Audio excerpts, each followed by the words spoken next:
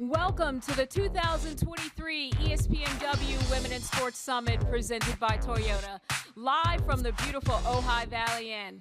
Please welcome to the stage, Elle Duncan, the host of the 6 p.m. Sports Center and the Elle Duncan Show.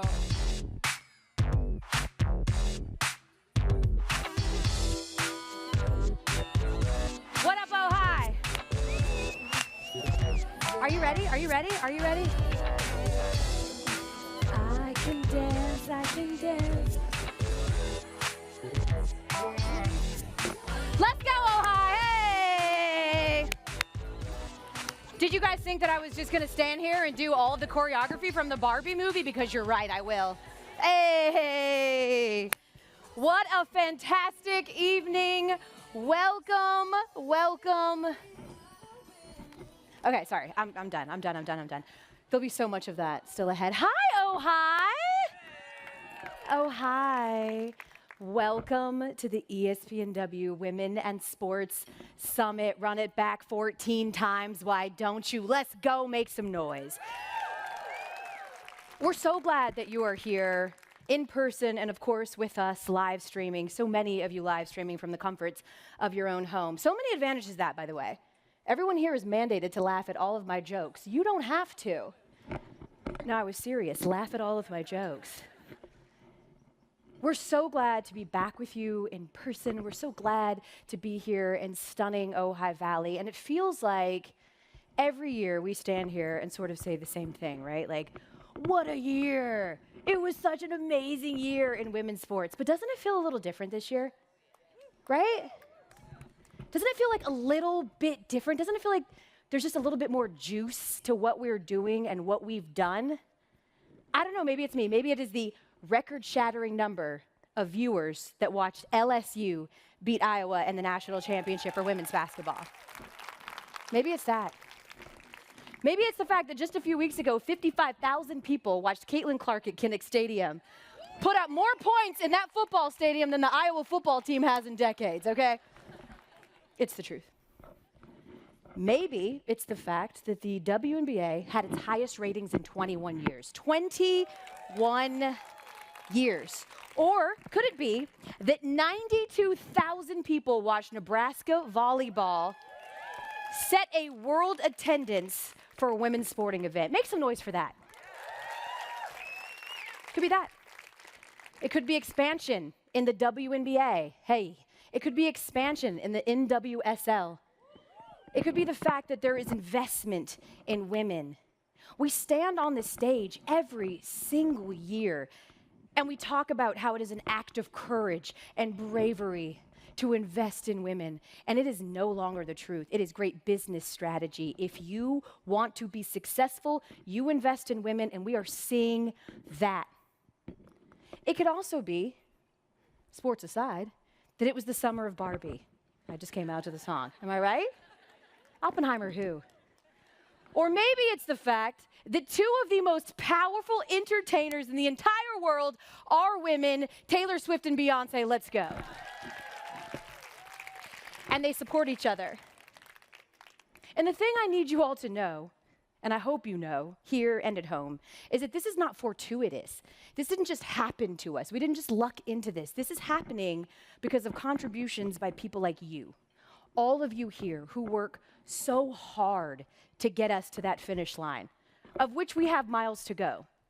Which is why I'm gonna ask all of you at this summit to take a deep breath. I'm gonna ask you to high five each other right now. High five each other, I mean it. You did that, Queens. You did that. I think it's really important. We spend so much time. Hi, Allie. Sorry. I'm like seeing my friends. We spend so much time talking about what we've got to do and the fight. And we spend so many hours working towards that and progress and goals. And I think sometimes we've got to remember that because specifically the journey is so long, it requires oxygen. It requires acknowledgement. Sometimes it requires a pat on the back. None of us are good at that. We're women. But we've got to do that. And that is what this conference is, you guys. It's so many things. That's why I love coming here every year. We reflect. We look forward. Sometimes we look at each other and we say, go tell Elle to play Yin Yang Twins. That happens too. Just wait till tomorrow night, I'm just saying. Yes, I got some yeses. Who was here last year? You know what's coming. But more importantly, this is a place where we ideate and we look around and remember we are not alone in this fight. We have so many allies, men and women in this very building that are all working towards the same goal. That is not just equality, that is equity. We are on our way. And I want to say thank you to you and, of course, ESPNW for always leading that charge. Congratulations to you all. We have such an amazing, amazing docket of guests for you guys. I'm so excited about some of the hand-curated conversations, which are incredibly thoughtful. But before we get to the guests, I do want to thank our summit sponsors. Every time you guys go to one of these things, of course, you know, it's the obligatory. We've got to thank the sponsors.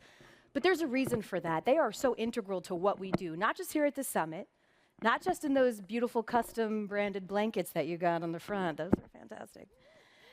But because of the investment in not just us and what we do, but in women. And so Toyota is returning as our presenting sponsor for the 11th year. And wait until you see our Toyota Everyday Heroes tomorrow. These women are so incredible. The stories are so impactful. It's going to be great. So that presentation's tomorrow night. Thank you so much to Toyota. How about Gatorade? Ever heard of it? They've been a sponsor at the summit since day one, 14 years. Thank you for your commitment. Thank you for fueling us.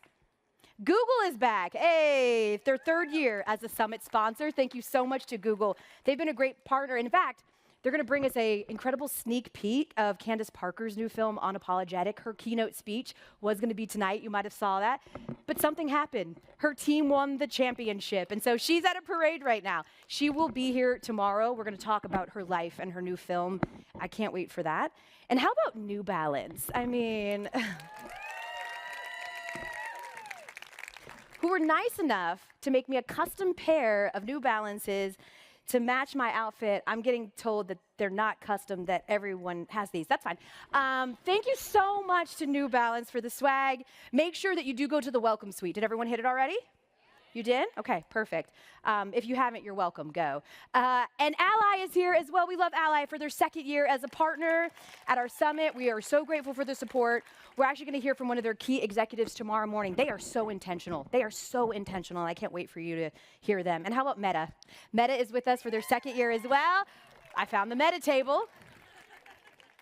We're actually going to hear from them on the Women at the Helm panel, which is on Wednesday. So again, so many incredible things. We'll get to some housekeeping and all of that in just a little bit, and we'll help walk you through sort of the app and how you can plan all of your activities. But before we do that, I do have the honor of bringing up some incredible women who run the show here at ESPN, because we're trying not to just talk the talk, we're trying to walk it. And I think you'll see that when you see this incredible line of women that are about to join the stage here. They are, in fact, the executive women that make up Jimmy Pitero, who is our chairman, his team. So with that, I want you to give them the best Ojai welcome to Executive Vice President of Programming and Acquisitions, Rosalind Durant. Hey, there she goes. Executive Vice President of Creative Studio and Marketing, Tina Thornton. Senior Vice President of Human Resources, Judy Agai. Have you guys ever had walk-up music before when you come to, right? Senior Vice President of Strategy and Office of the Chairman, Charlene Aguiar. President of Disney Advertising, Rita Farrow. And Senior Executive Assistant to the Chairman, Denise Pellegrini. Hey.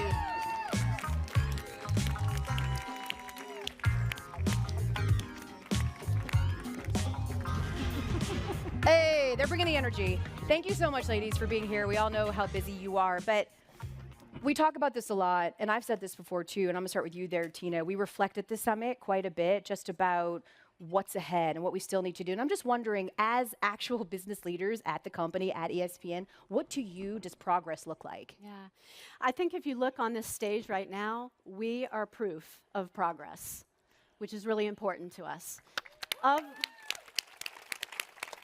Of the 13 people that are on ESPN Chairman Jimmy Patero's executive table, 6 of us are on this stage, one of which is not here. Nell Devane, who's our Chief General Counsel, couldn't be with us tonight. 7 of 13 at his executive table are women. That's over 50%. Yes. And to me, that is progress. Yeah. And I would also say that there's someone else in the room, outdoor room, that was at Jimmy's table as well, Laura Gentile, who started this event 14 years ago. And we just want to thank Laura for all that she's done for us. Thank you, Laura. Thank you, Laura. So while I think we'd all say that that is progress, like we are proof of progress, we are proof of progress, I think we'd also say that, y'all, we're not done. Yep. We're nowhere near done. There is still so much to do. But we are committed alongside all of you, and we believe that the best is still yet to come. So our hope is that we will all collectively agree to continue to lift each other up and coach each other up, right? And let's continue to make sure that we are supporting each other, that we are creating spaces at the tables that we run for women, so we can continue to change the way that people think about women's sports and women in sports. Elle, we're on a roll, but we're not done. You're absolutely right. We are just getting started. Roz, that was so well put. Because I'm a little bit messy, though, I just do have to ask, Shara, Chief of Staff, Denise, Jimmy's executive assistant, can we, spill a little tea on Jimmy? Give me, something on Be careful, Jimmy. ladies, be careful. I know that people don't, it's just between us, no one will tell, that people don't know about Jimmy, the chairman. I'll let you take this one. Okay. This could be a career ender. Elle. I know, I'm sorry, I set you up. Let's see, Jimmy, you'd be happy to know this, has had the same friends since he was in middle school. There's 7 of them. They text every day. They're like his brothers. I've met them all. I feel like they're my brothers. They try to take over my job sometimes. But that's him to a T. Relationships are so important to Jimmy. I love that you shared that because he talks about that quite a bit, relationship building and what that means. And I think that's what's so incredible about this summit. So many of us start out as strangers, and by the time we leave, we're allies, we're advocates, we're friends, we're dance buddies. Someone helped me because I had toilet paper on my shoe earlier. So thank you to that person. You're my angel.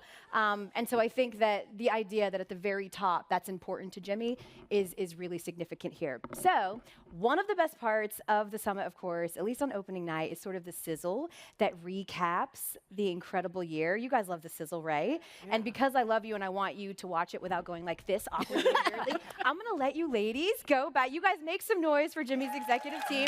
I'm going to let y'all go watch the sizzle from your seat, and we will queue up again. What was, just very quickly, yell out, what was your favorite moment this year? That was easy for you. She was ready to go. It was like Jeopardy before I finished the question. I love that. You don't get any extra points, but thank you for that. Yell out on 1, 2, 3. 1, 2, 3. It was the national championship for me. Everything else, here on The Reel. Check it out.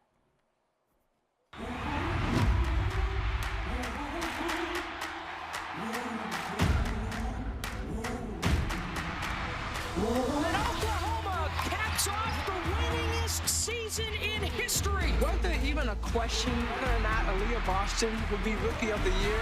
This is incredible. Sabrina Ionescu. And Simone Biles has gone where no one's ever gone before. An 8-time U.S. all-around champion. Welcome home, Brittany Griner. The world is mine. It's not important to break records or reset records. It's important to set the tone for the next generation. The world is mine. To play alongside the men has been something, I have wanted to do. 2023 U.S. Open Women's Champion, Coco Ball. Dan Kirk just slicing up this back line. It's a goal! Right inside time! Jamaica score! Their second ever goal in a World Cup! Packing Memorial Stadium, 92,003 fans. That is a women's sporting event attendance world record. 10 million viewers tuned in to watch the national championship. The energy and excitement is just palpable.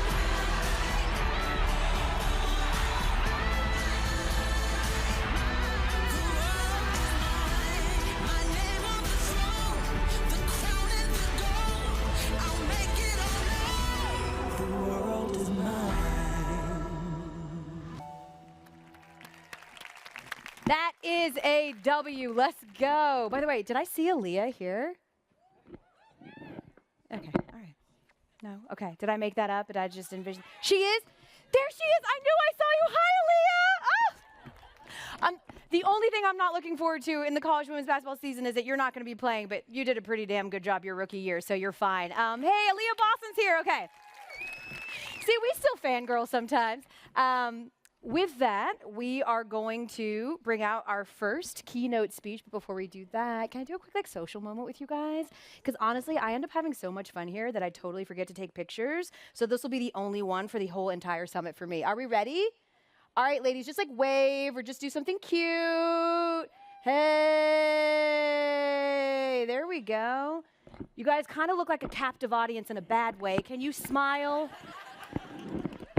I promise they're not hostages.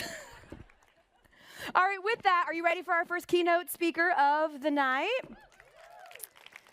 I want to bring to the stage someone who is the definition of a trailblazer, who I have loved so much from afar before I started working with her and then got to know her and realized what an incredible person she is. She is a SportsCenter anchor, an award-winning journalist. She's a producer, she's a director, she's a kick-ass mom, and a great friend. Ladies and gentlemen, Hannah Storm.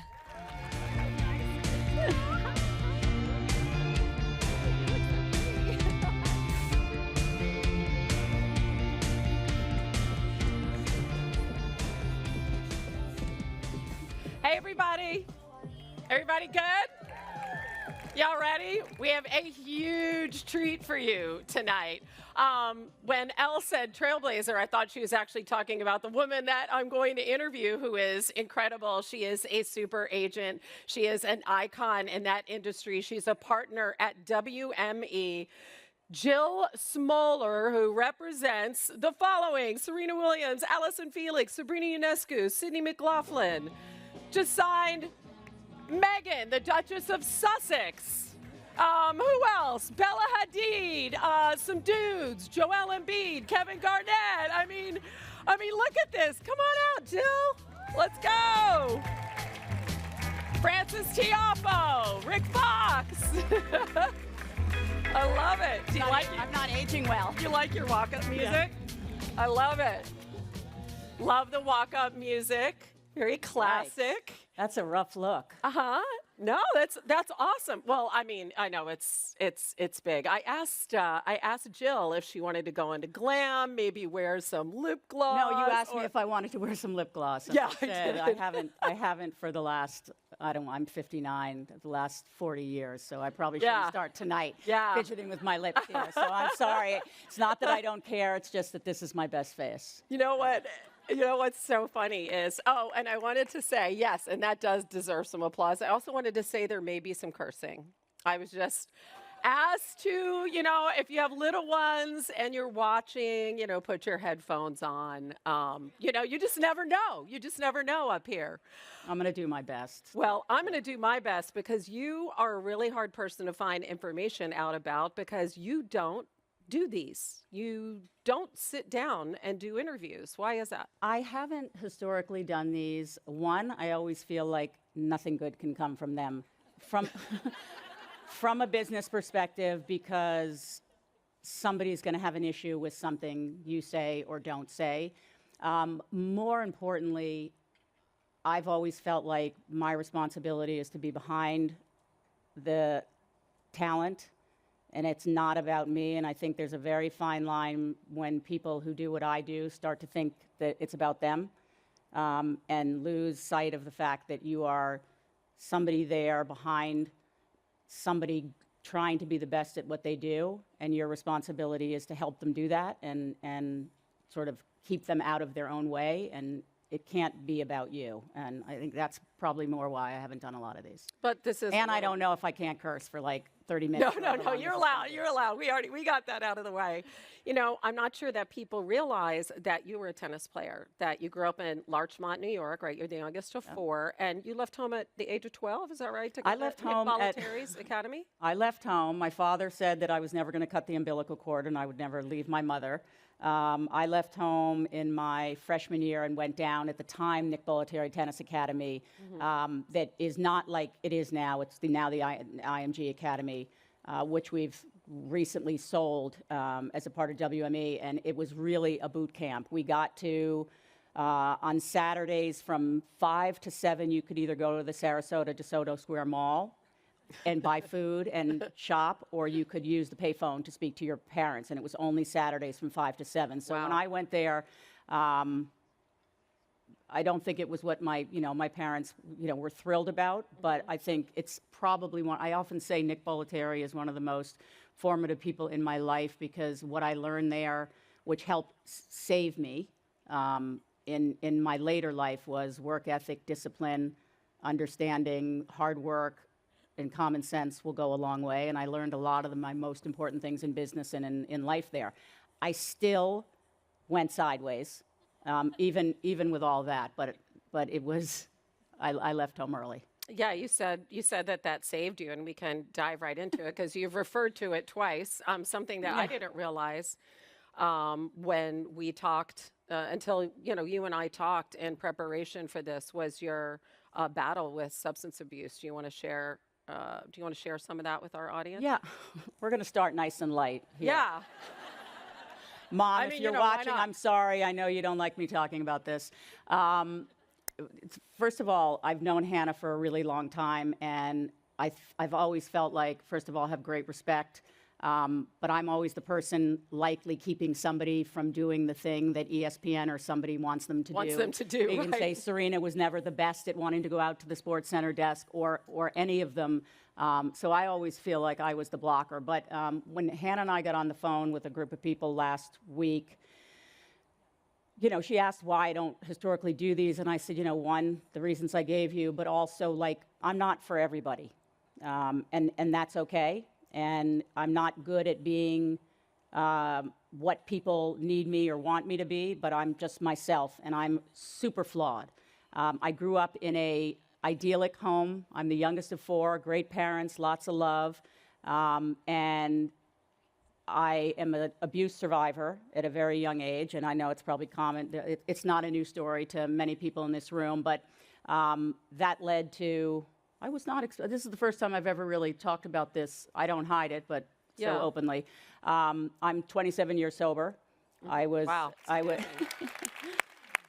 We started talking about this because Hannah asked how I got into this, and I said not the right way.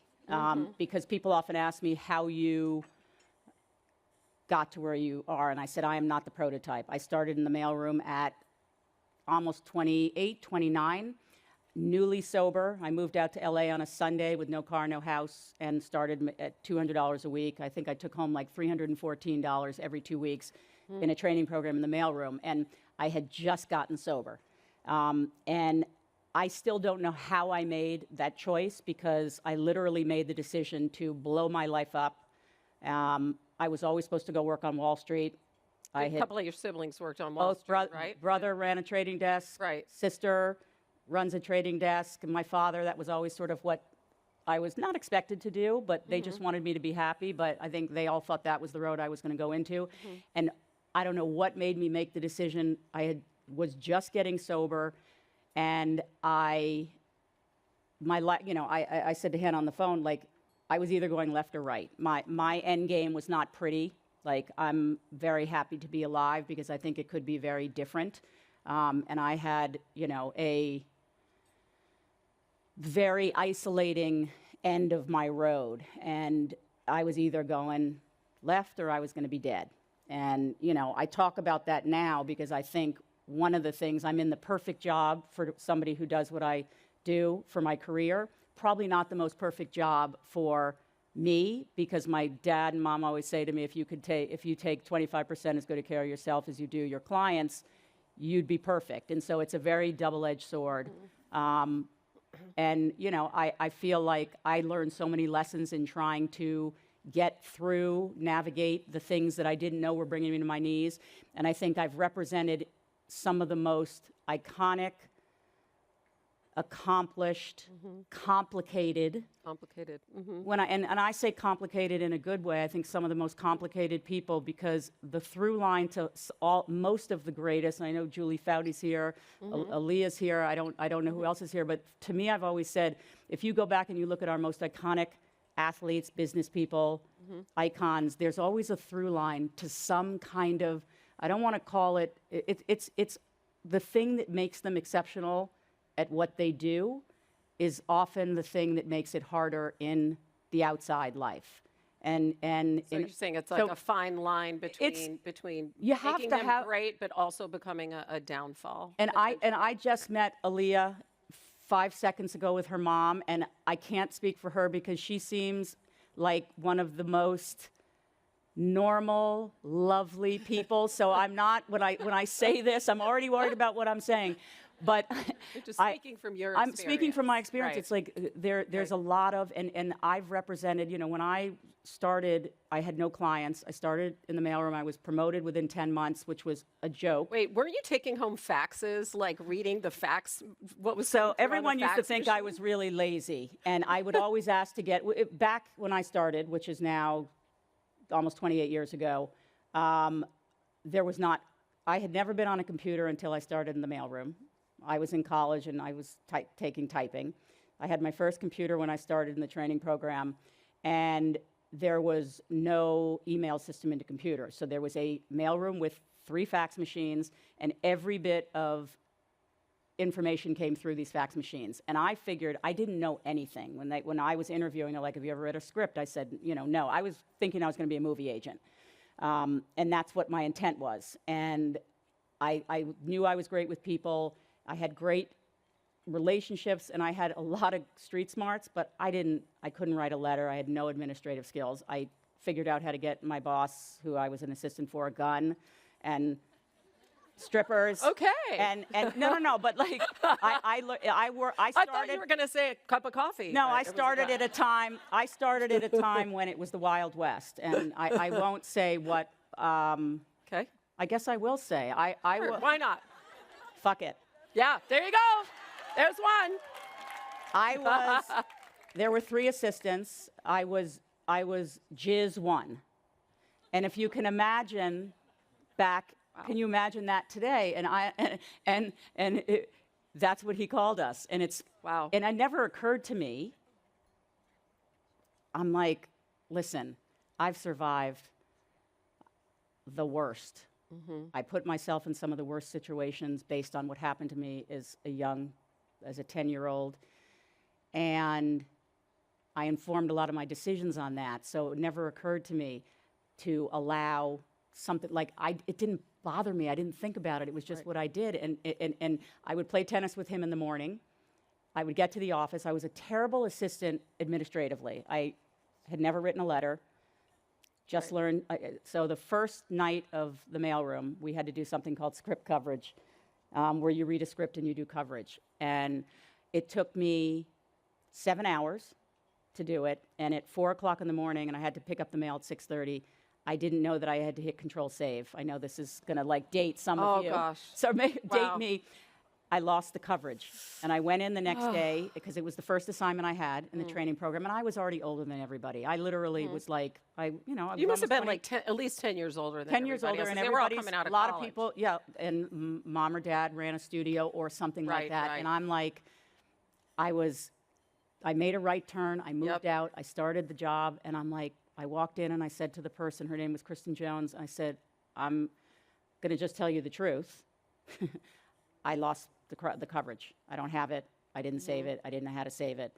And I'm like, I'm never going to be able to survive this. And she's like, you know what? I give you a little credit. You told me the truth. Everyone comes in and I'm like, this is what it is. And I've had a lot of those kinds of moments. I don't know how I got to that story. It's all, sorry. you know, Ask me another question, because I'm talking a lot of nonsense that's making no sense. It's like, it's all honestly You already know I'm a interesting. sociopath. So, oh yeah, no, you didn't actually say that before, but No. now that I said part to is- you that I wake up. You told me that. What? I wake up every every day. morning and I try to figure out how I'm going to stay out of my own way today, because Every day. Every day. And often I think about what is the most important thing in my job and my career.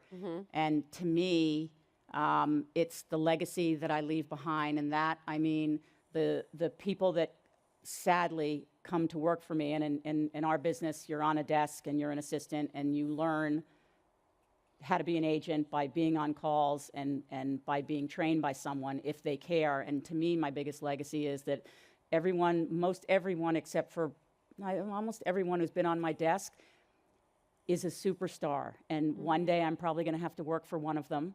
So that's why I have sort of a no asshole policy. What's a no asshole policy? What is it? What is that? And a lot of people before they know me, like, she's a bitch. No, they're just scared. scared. She's They're a bitch. frightened. She's scary. They're scared of you. Yeah. I was raised, one, to be kind and compassionate, and I think it is so much easier to not be a jerk than it is to just be kind and compassionate and be straightforward with someone. And I'm not saying I don't have my moments, but everybody here who's in business or wants to be in business, you're as good as you are your relationships that you have with people over time. And how you behave, everybody behaves a certain way, and the second you get a little bit of success, people forget to be human, be kind, and to think about other people. And the way you behave this way completely determines how you are going to get treated when inevitably things will fall. And I don't care who you are. I go to sleep at night, and people who do what I do are lying if they say differently, but I worry about the world ending, me getting fired by every client, me being that's how I think, and it's what drives me. And it's, as I said, it's not pretty, but it makes me try to be exceptional at what I do, because they don't tell you that it's so much harder to hold on to than it is to get. And I think that's the biggest thing in careers, is the getting to whatever your mountain is, or whatever is the important thing for you, is so much easier than it is sustaining it and staying there. The longevity. For a whole variety of reasons that I think a lot of people don't want to, as women, I don't think we stand up for one another enough. And, Susie, who's here, came over to me, who I think is now Peterowski, if I'm saying it correctly, sorry if I'm not, came over to me and said, I have to tell you a story. And I'm like, shit. Did I not call her back? Did I not respond? Did I not? And I think about that. And she said, no, you did. You told me to come to New York. Somehow I ended up not having time, so I apologize again. But those are the moments that make a difference, because she's likely going to be running Disney one day, or whatever it is, but how you behave with people in your deals, with your clients, and when things are not going well, totally determines how you're going to get treated. And I think I've been through probably as many, I don't want to call them bombs, particularly with what's going on in the world, but as many difficult situations as terrible crisis, life-threatening. A lot of crises over time, and it's going to happen. And the way you behave and the way you carry yourself really determines how everybody on the other side is going to either help you or want to dig your grave faster.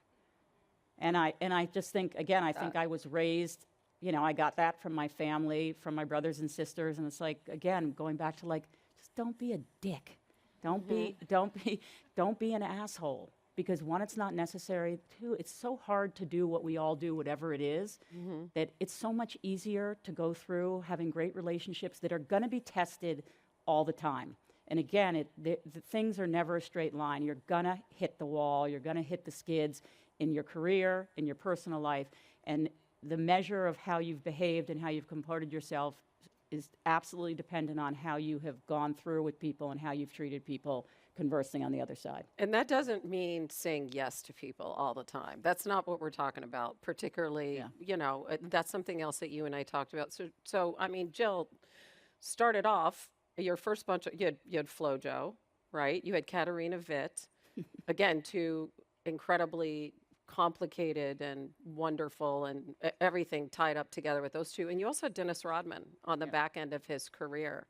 So, wow. What a way to start. All my hand-to-hand combat with Dennis. That's what did you learn? I mean, you reference complex individuals and also having to, I guess, save them from themselves at times. So I'm wondering, you learned early on in the early days about that. So when I got promoted, I really didn't know what I was doing, and they said you have no I had no clients, I had no office.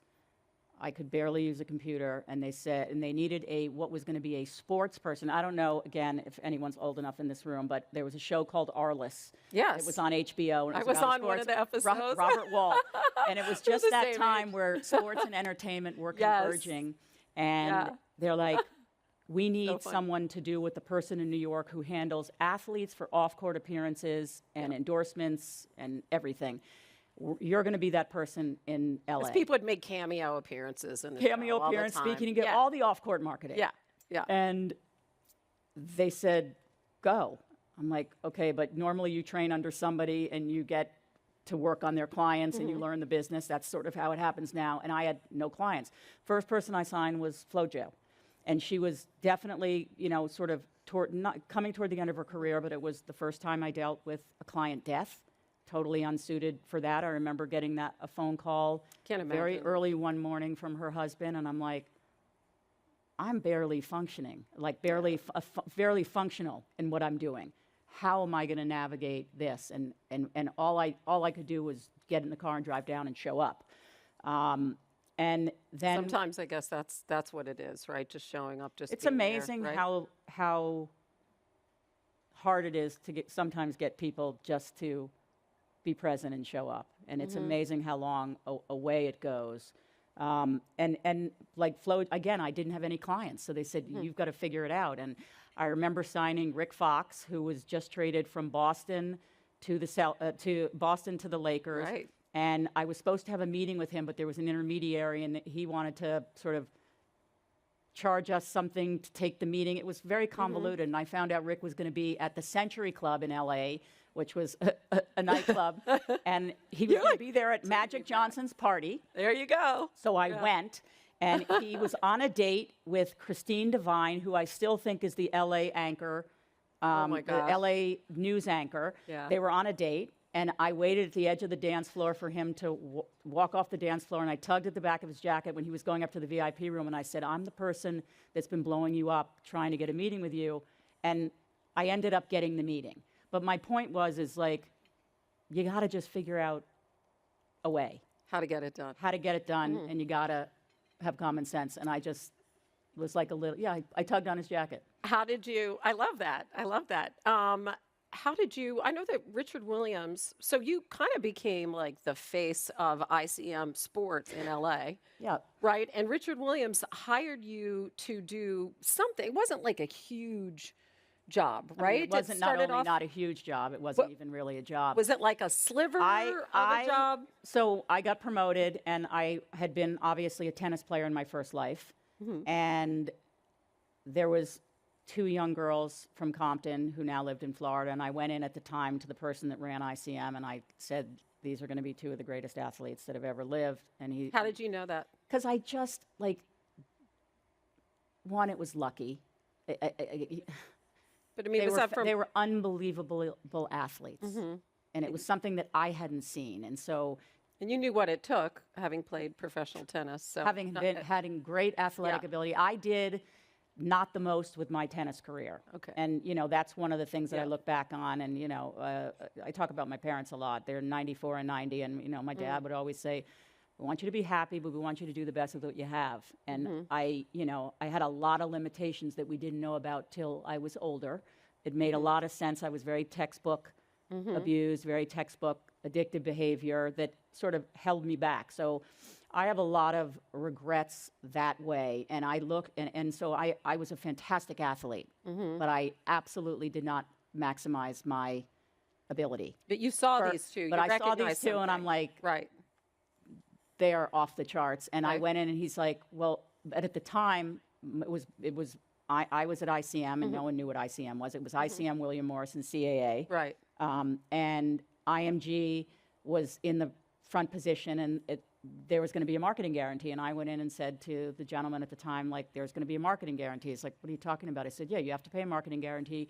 What we don't make at the end of the year, we have to write a check for. And he said, well, we represent Denzel, Julia Roberts, the list of people, like, and we take 10%, like, that's not what we do. There's no chance I do that. And it didn't happen. And Mr. Williams at the time thought that I was either nuts, because I went to see him by myself, and I went to a meeting, and he gave me an address, and it was at the end of a dirt road. I had to leave my car. Then I walked down a dirt path, and he met me in a golf cart with a helmet on and drove me to the house. And I don't even think the girls were there that day. And I think he thought that I had such balls. Yeah. And that I was like spunky. He gave me a tiny little piece. What? Which was a joke to everybody. It was like off-court entertainment and appearances is kind of what we said. Okay. And I think everybody in the sports world they were signed by IMG. Everyone thought it was a bit of a joke. But I went in and I did the best job I could. And as I went along, I signed other people. I ended up representing Pete Sampras for the final, I think, 5 or 6 years of his career. So I just stayed on it. I stayed on it, and I took that little tiny piece so seriously.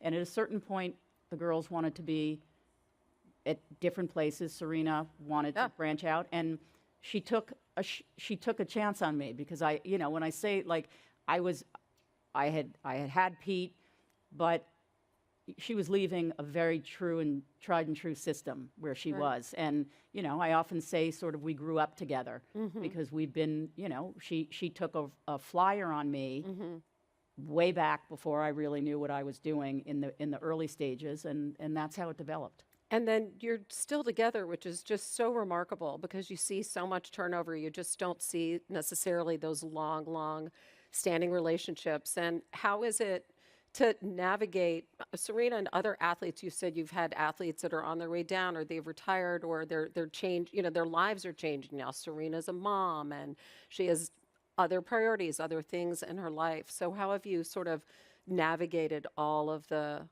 incredible journey and all the different phases of it? What's been the key to that? I think the key to it, look, I'm bringing back that Ed Hardy sweater. That was fashion. That was fashion back in the day. Yeah. I don't know if you guys can see them.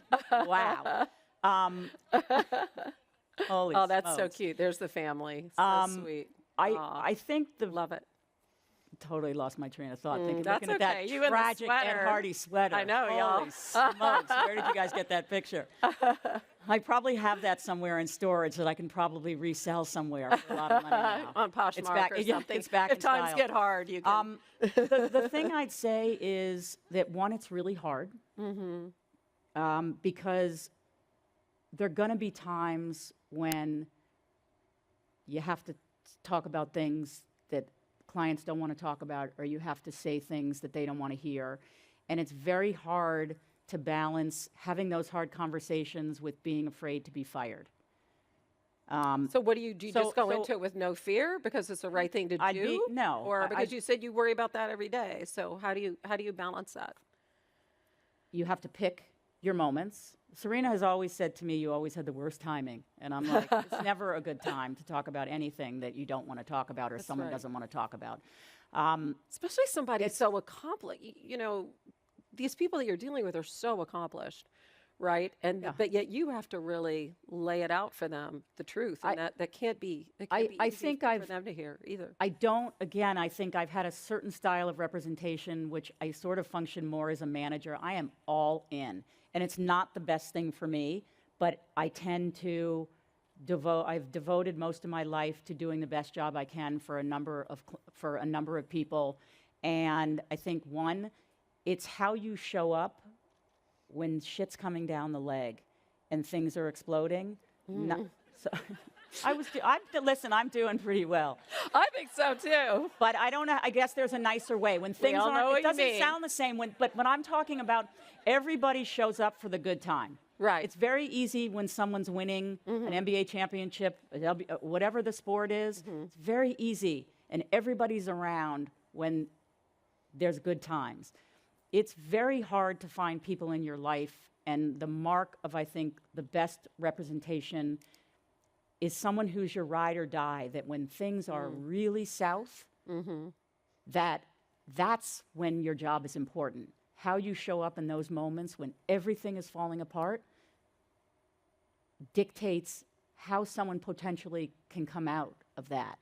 And so I think that too much of our business is you have a lot of people that are around when everything is fantastic, and when people are disassembling and struggling, I think my past has there's a silver lining in tragedy and trauma. I think you have to look for it. And I think had I not gone through what I've gone through, I probably would never have come out the other side. But I also have such a unique experience in understanding. I have huge empathy.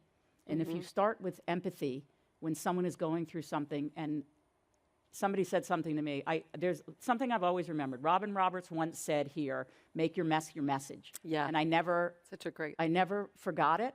And when I heard it, it resonated so much, because you can either make your mess your message, or you can become a victim of your story and where you've been and be in the story. But you never really come out of the story, and you never really do anything with what you've learned. And I think because I've had a lot of life experience and a lot of damage, I'm uniquely in a position when I see somebody, how athletes, entertainers, whoever the talent is, have an enormous amount of pressure. And anything, some of them that I've represented, anything but winning is a complete disaster. And I don't think people look at the amount of pressure that's been on. I always say Serena uniquely as an athlete has probably had more individual pressure than anyone who's played, because for the longest time, anything but her winning wasn't enough. And even when you look back at 4 Grand Slam finals post-baby, would be spectacular for anybody, but for her, a complete disaster. And how you help people manage the pressure. And again, I think the athletes of today have so much more opening to be themselves when you look at mental You're health. talking about like Naomi I'm talking Osaka, about Simone Biles, like the ability I was not to going to name speak names, about. but the ability to. Serena and Venus came up at a time, and I think a lot of people came up at a time where, can you imagine them saying, I'm struggling? Like, I remember it just wasn't done in any sport. It wasn't done, and I often say that because of what people that have come before me, people that have come before them, have paved, this next generation has the ability to be able to say, hopefully, and many don't, I need help, I'm struggling, I'm not okay. And I think it's very hard for the older athlete who wasn't sort of given that same grace, because it just wasn't how it's done. You had to have that armor. You had to have right? that armor listen, Serena was in the forefront of every ism at a time, and it wasn't always popular to root for her. And then the world changed, she became a mom, and like finally, I often said that short of the last US Open, short of her winning it, it couldn't have been scripted better. Those were 3 of the most amazing nights for me, because I felt, and I hope she felt, that the world finally she was getting appreciation for everything that she'd done, and it wasn't always that case. And you know, I have a hard time. I always say, I work with Frances Tiafoe now, and one of the reasons why I took that on, God, this is going fast, and I haven't said anything. I know, no, this is like, are you kidding? This has been like a TED Talk. Like, does anyone have any questions? No, yeah. but yeah. I said to Frank, you know, going into somebody else in tennis, I'm like, if I can affect change, if you can listen, and I can help you and use some of my experience and to try to make somebody be the best they can be, then I'm willing to do it. If not, to me, I look at now in terms of the people that I work with, I want to be able to have an impact. My impact is, as I said before, I call them my little monsters, but all of the women and men who had to suffer through my desk, because I'm not easy, I'm not mean, I'm not abusive, but I'm a lunatic. And I'm a lot like this, and I'm getting annihilated every day, and often your first hit out is the person next to you. So it's either your person at home or it's your person at the office. And so I know that I'm not easy. but having them be spectacular, and they're going to be better than me one day. And I joke that, I mean, I'm probably going to be doing this, and like, I don't know when I'm going to stop doing this, but I'm probably going to be working for one of them. Wow. And that, to me, will be one of my greatest gifts, because that's my legacy, trying to, and I haven't helped people enough, I don't think. Like, when Susie came over to me, that was my first instinct, like, how do I continue to do better at when people are reaching out, giving them real fundamental advice about how to be better and how to not go through some of the things that I went through. I get asked. You're doing that with your clients, and you're doing that tonight by being here. So, But I've always done it from behind, because again, it's not, we're not the stars. Right. We're the puppeteer behind the curtain that helps make things go. And it's very easy to lose sight of that and think it's about you, and it is so not. And that's always why I've not, like, I never really been big on announcing deals, announcing things, because it's like, do the work. Be about the work and be about action versus talking about it. I don't tweet. I mean, I'm on Twitter. I'm on Instagram. I saw your Instagram. You have 3 pictures on your IG. It's Yeah, really, like- and I don't even think one of them is like, One of not them is even like me and my nephew. I It's have like a Krispy out of Kreme hat on. focus. Right. Yeah, It's not. it's like Serena's got like a shoe or something. I don't It's even know. but I'm not. I never been a big poster. The only time, Yeah. if now whoever's going to go check, somebody comes for There'll me. be some. Well, somebody we'll get comes for something. me, my family, Yeah. and that's my Yeah. real family or my work family. I will come for you. Yeah. Don't come for Your clients. my You know clients. what? And in me a ask way, you and I'm about- not talking about I know, but being- on the other side, there's a lot of media right here, and you've seen the really destructive side for your clients of what media and what people say and how they portray people, how that can be for an athlete, right? Or one of your clients. So let me ask you this, like, what should we know when we are talking about people, and the way that we talk about them? Like, what should we keep in mind? I always say to someone, like, first of all, pick up the phone and call me. I'm going to tell you what I can tell you. But unless and until you've walked in somebody's shoes, shut up. Because unless you know what someone's going through and you really know what you're talking about, and again, I've navigated a lot of really difficult situations, and I just say, like, instead of going out, you know, the one that I don't know if it's still up, but it was when a client came back from a baby, and the first comment that I read was about how she didn't look in shape, and she was overweight, and I'm like, and I tweeted back, which I never do, and I'm like, first of all, keep her name out of your mouth, and how dare you? This person is breastfeeding, and it's just about 4 months post-baby. How dare you have commentary on the way somebody looks? You want to say she looked rusty, she didn't play great?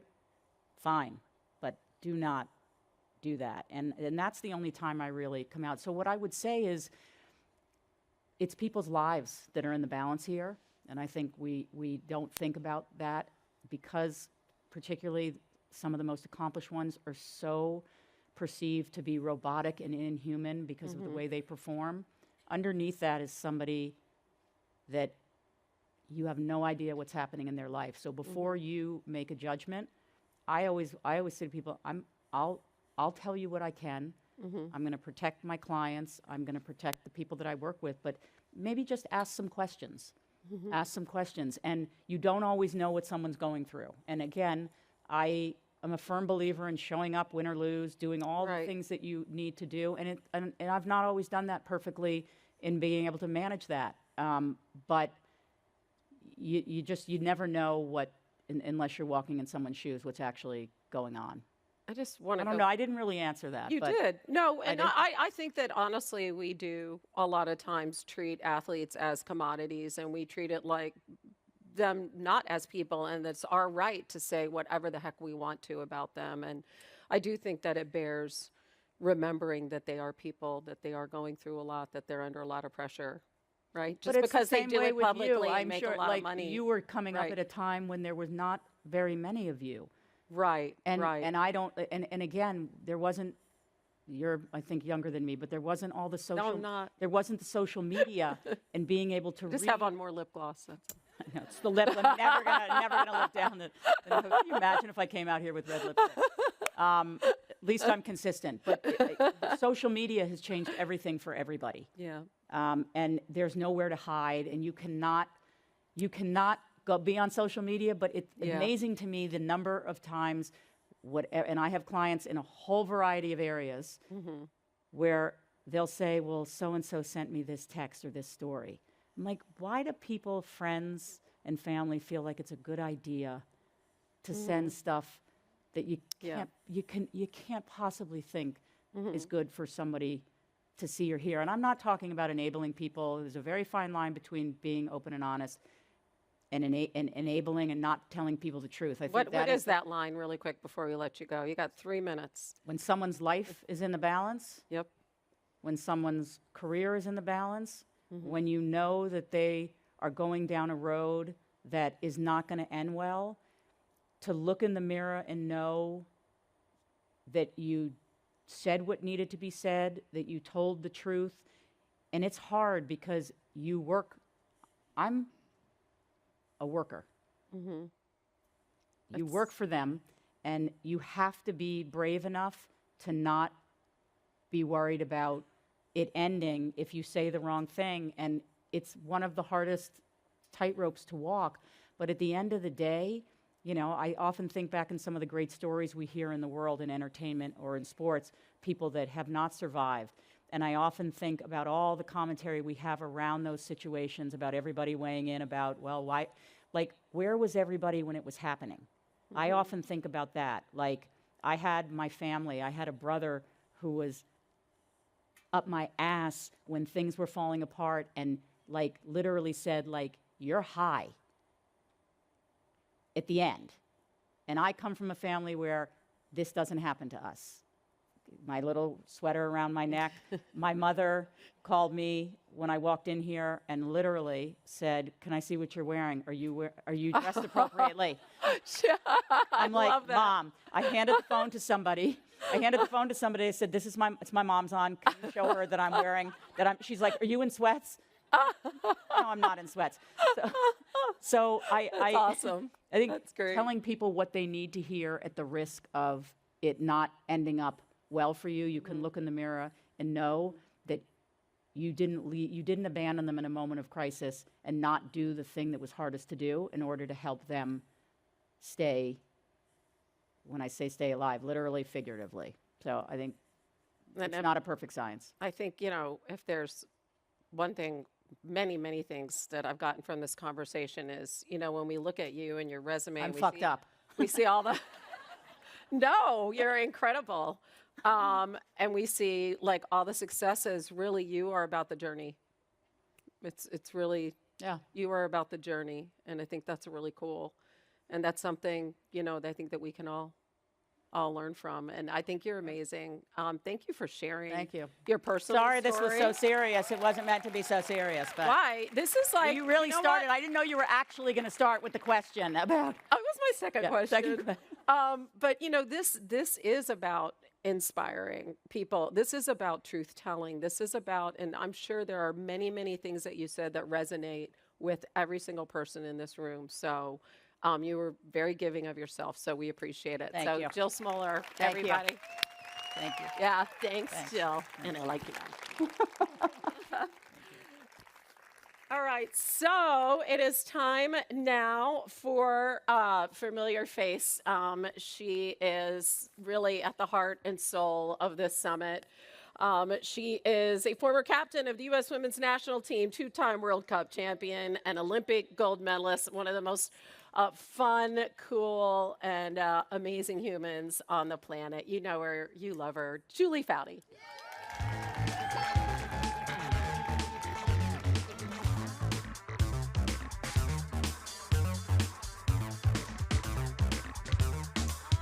That was good, Hannah. Like the back of my hand.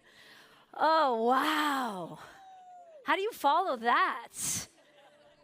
Jill was amazing. I just gave her a big ass hug on on the back there, side of this. What a brave woman. And fittingly, I get to introduce you all to some of the bravest women I know. I get the honor every year of being able to talk about this incredible program that we've been able to partner with ESPNW and the State Department. As you guys know, the Global Sports Mentoring Program, which is just incredible because now it's been in its 11th year. So over a decade, 11 years, they've been partnering ESPNW with the State Department, and they have brought over girls from all these different countries, and they come, and we have a lot in this audience who have acted as mentors to them. Actually, stand up if you've been a mentor, because I know there's a lot of you in the audience. Yeah! Yes! So these women, these change makers, come over for 4 weeks to spend their time in the United States, and they get to be mentored by blue chip corporations and these amazing hosts and companies all over the United States. And they come up with a plan that they want to take back and be change makers in their community. So they're 4 weeks here. They get all this great leadership advice. They get all this advice from these other people who are helping them. And then they take this plan, they build this plan together, and they take it back to their communities. And it is something incredibly special, and you're going to meet all of them today. And the woman behind all of this, leading the charge, put your hands together for the Assistant Secretary of State for Educational and Cultural Affairs. She is the one and only Lee Satterfield.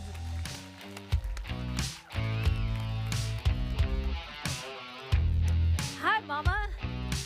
Hello, darling. Hi, how are you? Very well, thanks. Okay. Let's talk, because we've now been over a decade into this program. That's right. With the GSMP, as we call it, Global Sports Mentoring Program. You've lived it from the front row. What have you seen that you look at and you go, oh my gosh, this is why I love this program so much?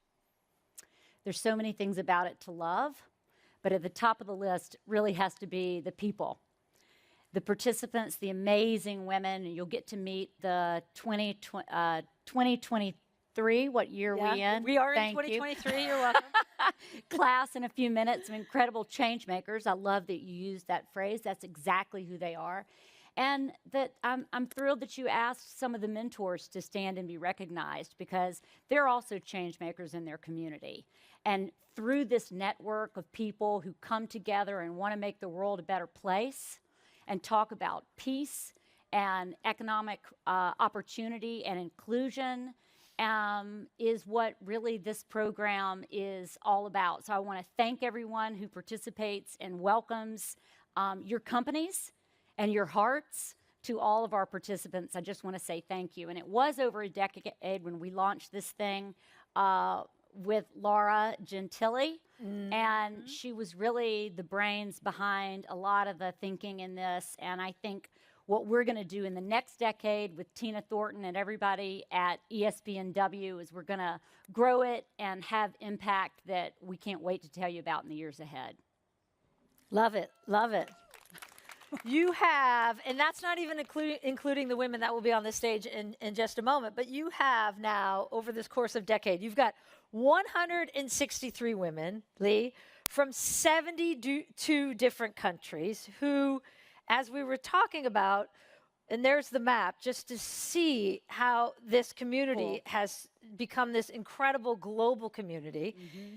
And you look at that, and now they go back and do something that is incredibly brave, because they're taking all these ideas with them. And they're saying, okay, we want to be change makers in our community, which, to be fair, sometimes the community's not ready for them yet to do that. And so they face maybe some obstacles, and a lot of different obstacles as they come back. They do. And when you look at this map and you see the impact they're having, what do you think in terms of the favorite examples you've had of how these women are going back and then impacting their communities? There's so many examples, because that is what the program is built on, having impact locally in communities around the world. And when we launched this initiative in 2012 with Secretary Hillary Clinton at the State Department, it was actually on the 40th anniversary. I see some people nodding. Hopefully that means you were there or remember it. you know, we were just excited by the idea of it. And then last year, Dr. Jill Biden came on the 50th anniversary of Title IX and celebrated the impact of this program. And we talked about taking it to the next level. And so you look at this map all around, and everywhere I go, as Assistant Secretary at the State Department, I do have the great honor of traveling around the world on behalf of the United States and meeting these change makers and talking about what we can do between the United States and other countries around the world to create relationships, to build mutual understanding, to build networks and a global community on a wide variety of topics, not just sports. I'll tell you one that jumps to mind. I was in Sao Paulo recently and met the woman who was mentored a couple of years ago, who's the CEO of a soccer club. Yeah, I know exactly who you're talking about. Let's go. Julia Variego, and she created a safe space for women and girls to not only train, but also learn in a community that's not always safe. And again, I think the bottom line, if you'll remember anything from this conversation, while we love sports, we all love sports, it's why we're here, but programs like this are about so much more. It is access to education, it is economic opportunity, and it's societal inclusion. That's really what we're trying to get at, and she's doing that in her community, and I was thrilled to see it come to life. And Julia actually came as part of our Sports Leadership Academy, that ESPNW, and we've had the Global Sports Mentoring, GSMPers at actually our Leadership Academy as well. Julia was there with a couple of her girls talking about full circle moment that she's had at her academy, who then came here and had that exchange as well. I mean, so I'm gonna do you one better. Oh, match it. Let's go. And I wasn't going to say this part because it looks like I'm sucking up, and I do love to suck up to her. But when I was there visiting her at the club and met the young women that are from that community, there was a group of Americans who had just been to your camp. Yeah. And they were from New Jersey, and your staff, and they were at the camp in Sao Paulo training with the local girls in that community. And I had a time to talk with the American young girls about their experience there. And I think it was more impactful for them than even the international visitors who were coming from the United States. What they said, many of them said they'd never left their community in New Jersey, they'd never been anywhere outside of their state, and that they were able to be part of Julie's camp and then come to Brazil on this program was eye-opening for them and changed the way they think about the world. Not only sports, but the world and their own impact in it. And the cool thing is, too, Lee is, can I call you Lee? Or I have to say Assistant Secretary. Yes, please. Okay. Is that a joke? So I'm going to call you Captain, my Captain. I love you. She is my Captain. The amazing thing is, too, is that literally I'll be at, and I've told this story before, but it's so good, of going back to that map. You see like this community. I'll be at an Olympics, or I'll be at a World Cup, right? I saw Brenda and Caddy here today, and like they come up, and wherever you are, hey, do you want a coffee? Can we get together? Let's sit down. And it really is this community and this sisterhood that is so fantastic, because you need that. We all know that here, but like they're going back into these communities who maybe aren't going to be super excited about that program. Yeah. And you need that community that they call on all the time. Which, that's right. Yeah, that's which right. is what you've helped create. Thank you. Speaking of how many people have been impacted, over 300,000 people they've reached through these programs. They've done the numbers on that. Think about that, 300,000 people they've reached in all these different countries. But if you would talk about the impact that these companies are having on them, because I know, as I said, we do have a lot of our mentors in the audience, and the importance of them stepping up in this moment for y'all. Yeah, thank you for bringing that up, because I think that's a key to this program. It's the mentors who step up and the companies who want to be a part of it. And if I could just tell a quick story, and she did not expect me to do this, but is Julie Edelman here? Edelman! Of course she is. I know. I know. So I probably shouldn't say this, but I'm going to anyway.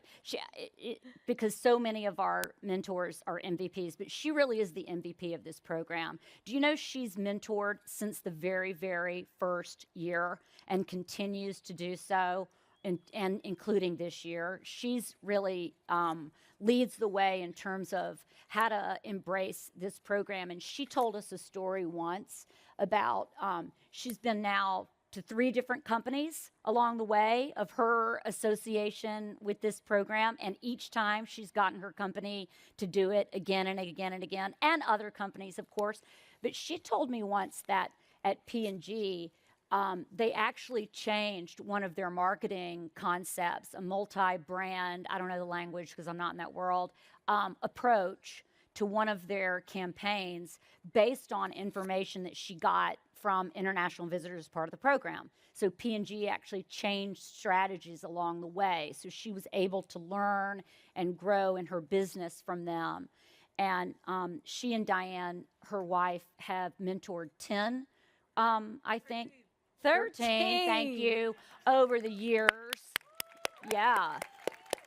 And we were chatting earlier today, and she actually said something that I'll have to repeat. She said outside of her family and that being her most important relationship, she said nothing comes as close as the relationship she makes with the women on these programs, that she gets to be a part of their lives, and they both do. And they get to help see them grow and thrive. And just quickly, if I could just mention another one, because I think this is an important point, because at this summit is where other companies and other women hear about this program and step up and say, hey, we should do that. The NHL, is Susan here?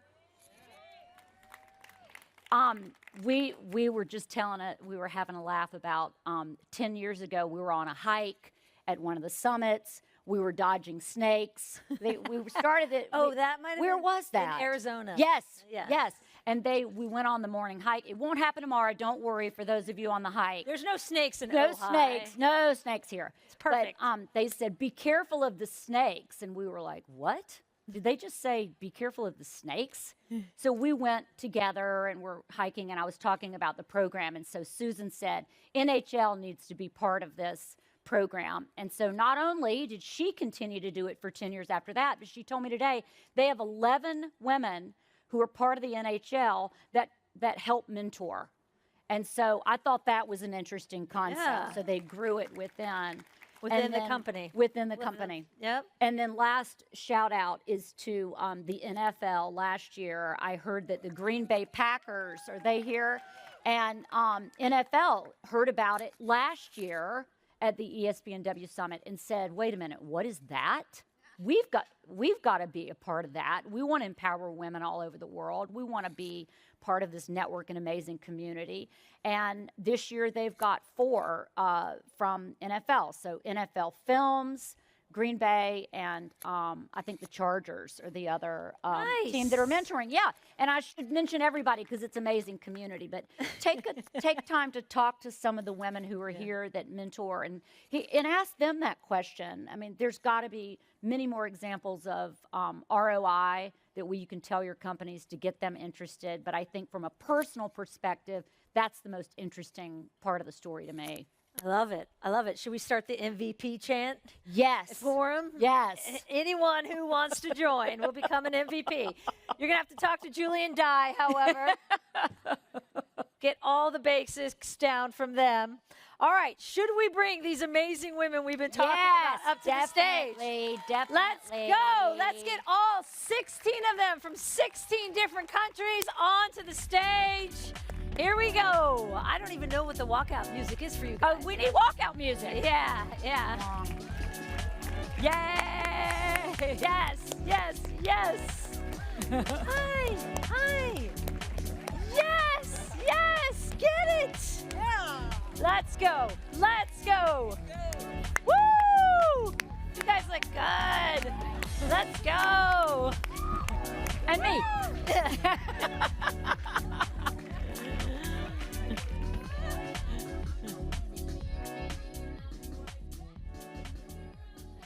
Hi, everyone. Hi, I'm Carla from Cape Verde. I will be mentoring for the great team of Sachi in Dallas. And I'm actually the head of the Department of the Communication and Marketing for the National Olympic Committee in Cape Verde. And with this mentorship, I would like to improve my skills and create great campaigns of marketing and communication to empower women through sports and open the windows for the new opportunities they can have in my country. Thank you. Tala Falava Ohai. My name is Gabriela Apelu. I'm your contestant from the beautiful island of the Pacific of Samoa. I have the honor to have as my champions the Green Bay Packers and NFL Films.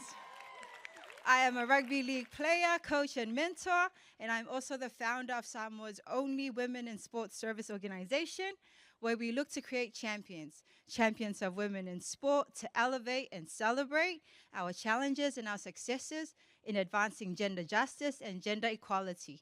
So, oh hi, when I say hey, you say ho. Hey? Ho. Hey? Ho. Thank you and Faftai. Good evening. My name is Kajloni Krishna from India. I work for the Nagaland Olympic Association as the sports operation manager. I believe sports is powerful, and so are we women. So through this mentorship, I am keen on learning how to build a platform, opportunity, and create more women leaders through sports. My mentor is Anu Rangappa and her team from Monumental Sports and Entertainment. Thank you.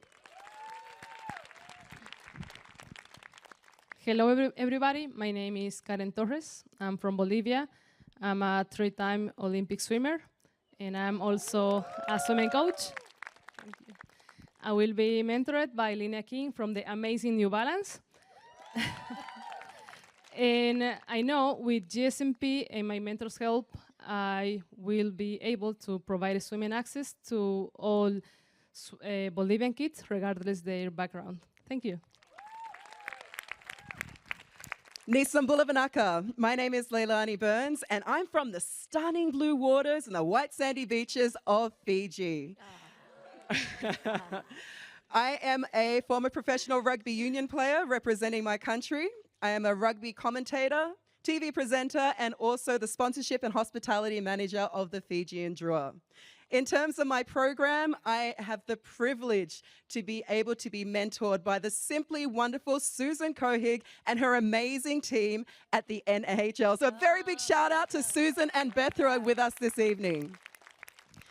It is my aim to empower women and children and girls specifically in Fiji through the platform of rugby, with a specific focus of decreasing violence against women and girls, decreasing the unfortunately tragic high rates of suicide with girls in my country, whilst increasing the accessibility to the much needed resources so that my dream can be realized, where every girl and every woman in Fiji has the opportunity to benefit from sport. Fanaka.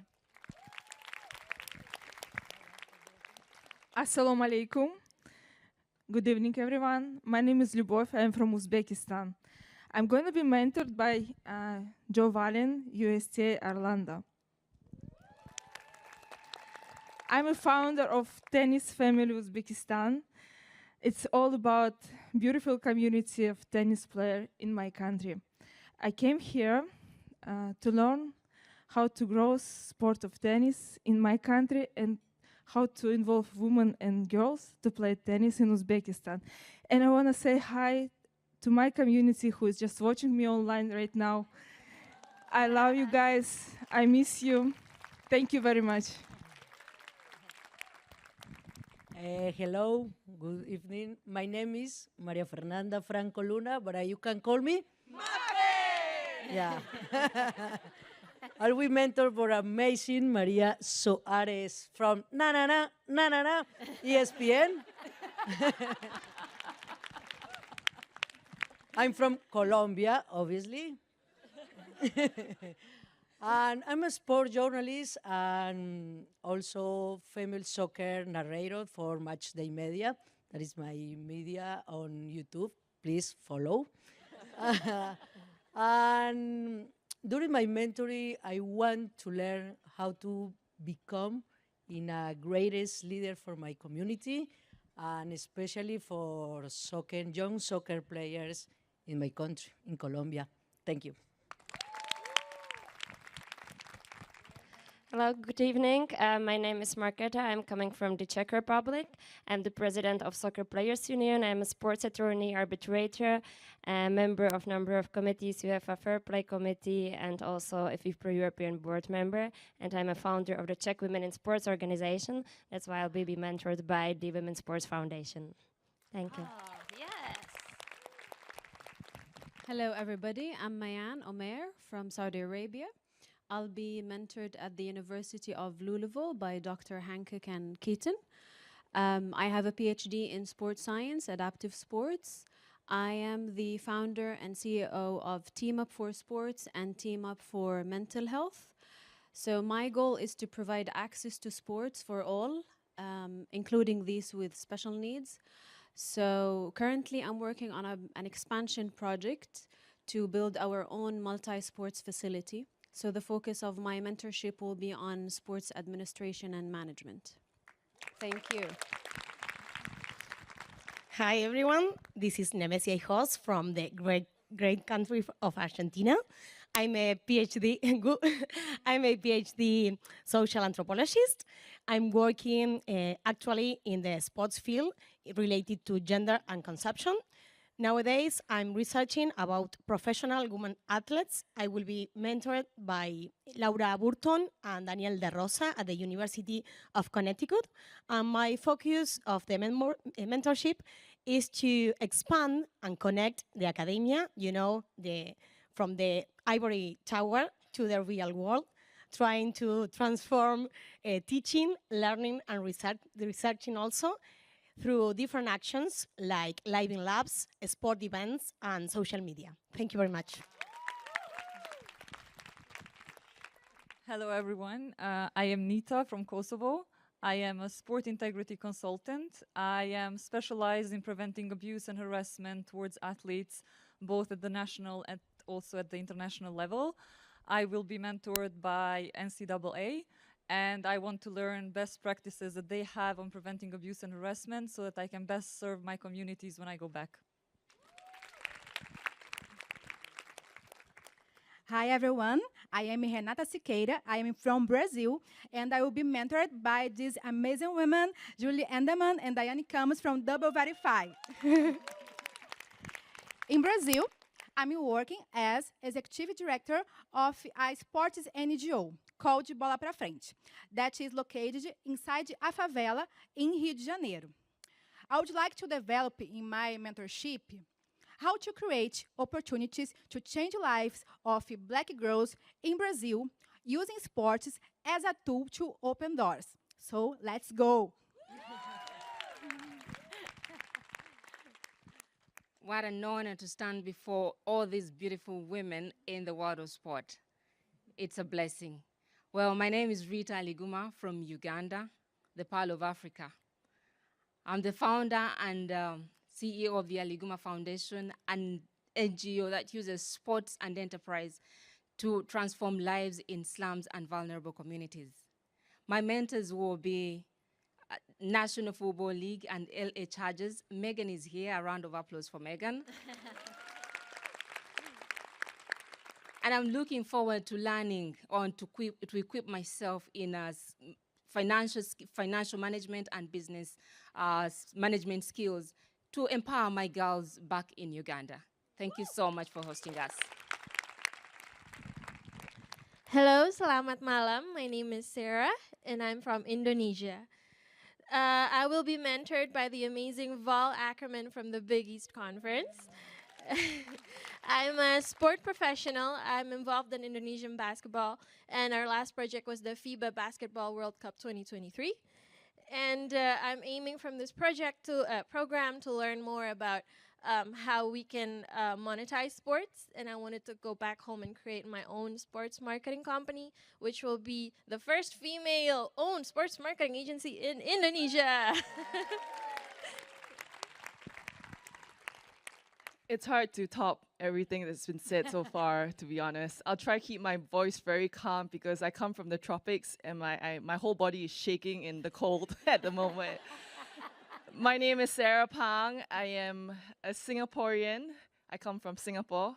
My mentors will be Joe Wallen and Renee Marquez from the USTA National Campus in Florida.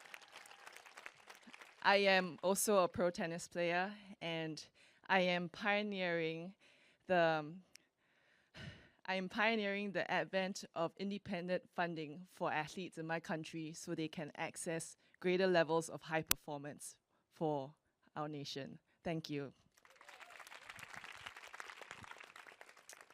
Bonjour, I am Vanessa, a sports content creator from France. I have been a sport business consultant for 10 years. My mentor is ESPN and is Kate Jackson. My goal is to give more visibility to women's soccer. I believe in the idea to transform athletes in content creators. I believe in the power of storytelling, community, and social media to create the future of women's sport. For me, there is only one Serena Williams, one Alexia Putellas, and one Megan Rapinoe, but there are a million of stories to tell, and if you can see them, you can be them. If you can see them, you can be them. Look at this group right here. This is incredible. Oh my gosh. I just hope you all have the best time while you're here in the United States.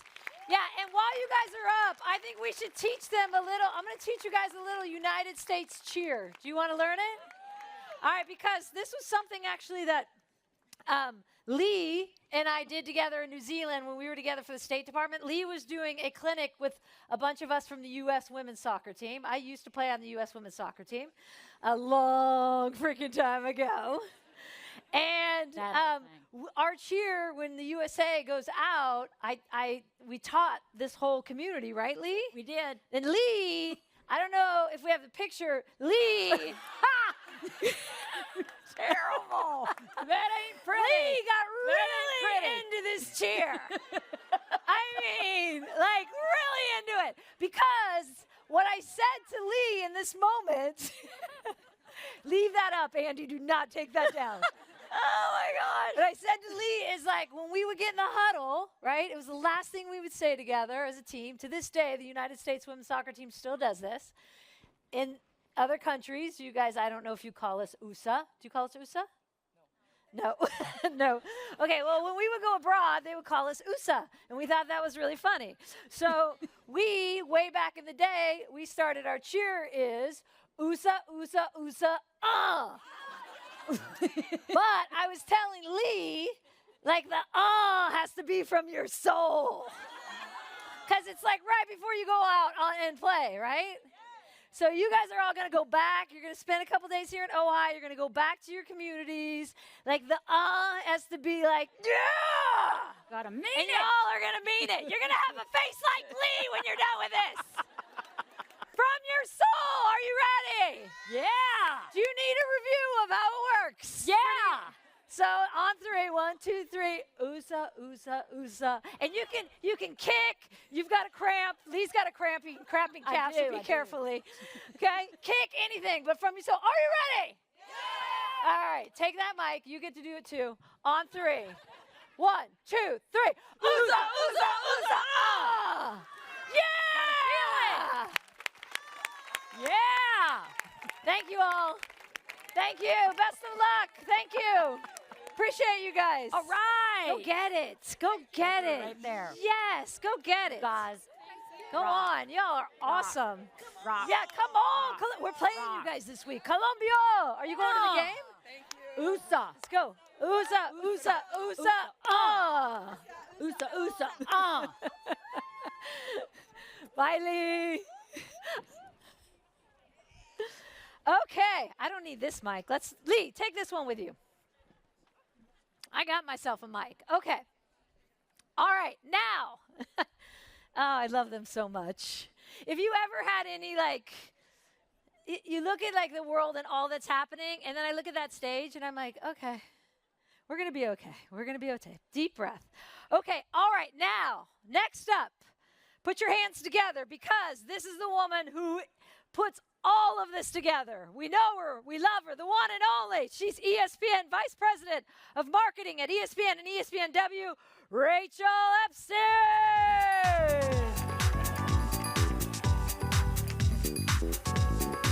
Hi, everybody. Is my mic working? Is my mic working? No dancing? No. No dancing. Yeah. Rachel's Tomorrow not night, dancing. though. Tomorrow night, I Oh, lose my yeah. way. All right. Yeah. Nobody does an introduction like Julie, as we've all witnessed. But I had to steal the mic for this one. Oh, look at this. You know, You it's might so have good. some competition, I know, it's actually. fine. Just for a second. I had to steal the mic for this one because everyone knows I love the spotlight. Yes, If you know me a love. little bit. Love. Laura Gentile has been a friend, a mentor, and an inspiration to so many of you, as she has been for me. We've all witnessed her passion, wisdom, and unrelenting force of will to help shape a brighter future for women in sports, all matched only by her remarkable creative spirit. I've been deeply fortunate to have a front row seat to all of it for the last 12 years, as my boss, of course, but as a dear friend as well. Together, we've experienced the highest of highs and locked arms through some of life's most challenging moments. It has been my honor. Beginning with this very event 14 years ago, she's the reason we're all here tonight. Please welcome to the summit stage our friend, founder of ESPNW, Laura Gentile. Laura!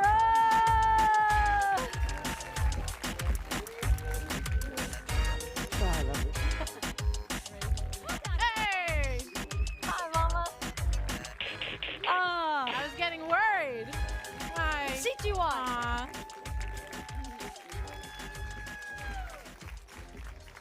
Take a seat, my dear. All right. Hello. Oh, so good to have you here. Thank you, Rachel. Yeah, good job, Rach. Good to follow. Were you doing the USA Oh, over I there? was. Okay, From the good. soul. From the soul, From the baby. soul.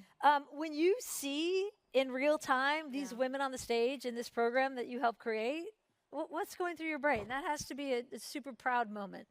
Yeah, I mean, if ESPNW accomplished anything, that would be kind of enough, right? Like, these women coming here and wide-eyed and optimistic and learning from some of our best leaders around the country and then having lifelong relationships like some of these mentors now have with them.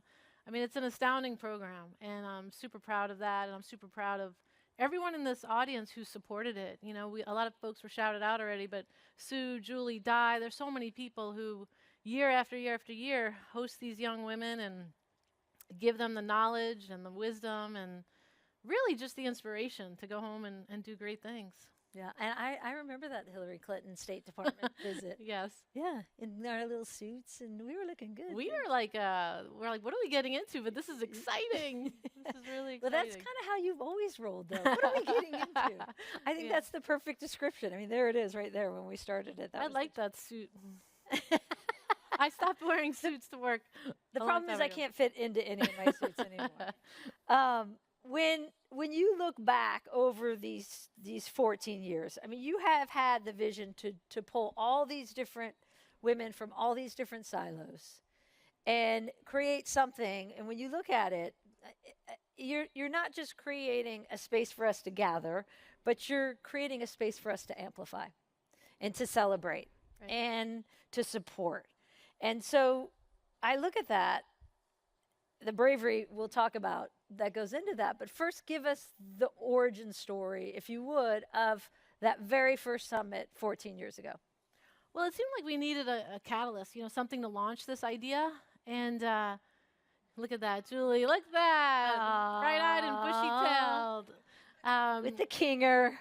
It was the idea of just to start fostering this kind of network. You know, it was something that really didn't exist, right? Maybe some sports-specific things were happening here and there.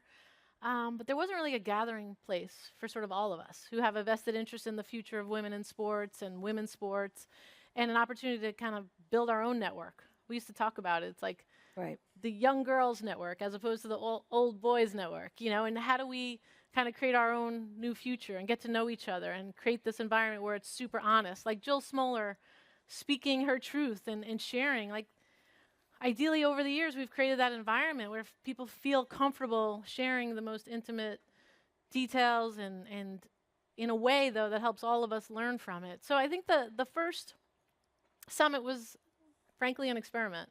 It was a way to launch this business, gather a lot of incredible women, and then take it from there. And it was such a success. Like, we poured our heart into it, every detail of that very first summit. The folks who were there loved it, and they just sort of assumed we were going to do it every year, and here we are 14 years later. But it really was just the idea of, let's get incredible women together, and the spirit from that very first summit, you felt it. Yeah. It's like, wow, we're really onto something. Yep. Yeah. And then you look over the course of the 14 years, and I know it's, I can't remember shit anymore. I can't even remember my kids' names. So, like, asking you to, okay, give me your most joyous moments. It's like, wait, there's so many. Yeah. But could you give, your top 5, for example, of your joyous moments over those 14 years when you look back? It doesn't have to be 5, but. Yeah. Well, we just saw a picture of one of them. I mean, Jewel literally singing a cappella at the first summit, singing Somewhere Over the Rainbow to conclude the summit was just wild. It was pride, it was exhilaration, it was joy. It was like, wow, we did this. So I'll always remember that visual. And now music's become a big part of the summit. Nikki Finney, this incredible professor of English at the University of Kentucky, literally wrote a poem for us and recited it at the 2016 summit. We had a young journalist, editor, Janisha Watt, who had kind of seen Nikki as her mentor when she was at the University of Kentucky, and Janisha had big ideas, big ambition, and she literally asked Nikki, could you write a poem for us? And it wasn't just a poem. I mean, it's fairly epic. You definitely, we should pass it around after this. But I just wanted to read a few lines from it because it's 11 pages long if you actually print it. But just some of the lines that she wrote for us. Women who dreamed beyond the screened-in porch and backyard fence. A band of women, alive and well, who still saddle up their mythological bikes, pioneering all the way. This poem was called Ode to the Girl on a Wheel, and it was all about freedom and bicycles and how that set women free, and Susan B. Anthony talking about bicycles giving women freedom. In 1896. It's like removing their corsets without permission, straight-laced women who took years, but finally learned to disobey the rules. And it was just one of those things that kind of happened in the ESPNW evolution where somebody had a good idea, they made it happen. Nikki Finney, who's an incredible award-winning poet, pours her heart into this piece of art, and it stands the test of time, and it's just kind of punctuated our ambition and the idea of bringing creativity to the space and looking at things anew. You and your story about the Splash Sisters is another joyous 80-plus moment. basketball players, women that played. It was an incredible story. They were all standing around on the side of the stage, sort of waiting to get on. And so I was like, oh, they look, they're hot. Let me go talk to them. I went up and I said, hey, can I get you anything? And they were like, a Bloody Mary. True story. So we had to order up like 10 Bloody Marys, and then they're sitting there drinking Bloody Marys as they spoke to us on stage. I think, that was, I think there's actually a picture of them with their Bloody Marys. I got on my phone. I should have put that in. I feel like every time Sarah Spain interviewed somebody was a joyous moment, whether it was funny or Sarah McLachlan and, the amount of research that Sarah puts into every interview she conducts. I mean, there's just so many moments. Holly Berry talking about how she was like this fledgling actress and she desperately needed a part and desperately wanted a part, and then particularly a part in Jungle Fever with Spike Lee. And he kind of dismissed her because she's so gorgeous and beautiful, and she was, auditioning for a role that didn't seem counter to who she was. And she's like, I am a crackhead. And she just said she kept yelling at Spike Lee that I'm a crackhead. I could be that crackhead. Again, just like being super open, to us and telling us that story. I'd never heard that story.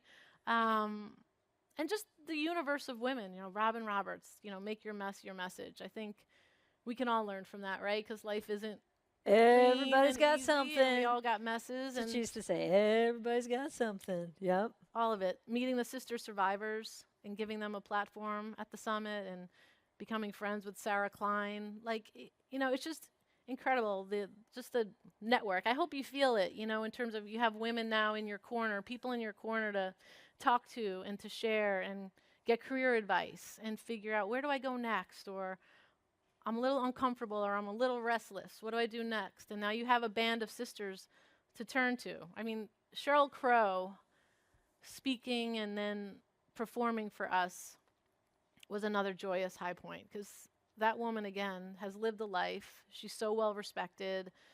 Her having, again, an interview where she really shares who she is, and then hearing her songs, they just take on new meaning. So there's just been so many, Julie. I mean, I don't know. I'd ask you that if you could remember anything. I was just going to say, can I tell you my most joy? Yeah. Mine actually isn't a moment. Mine is the fact that you took this concept.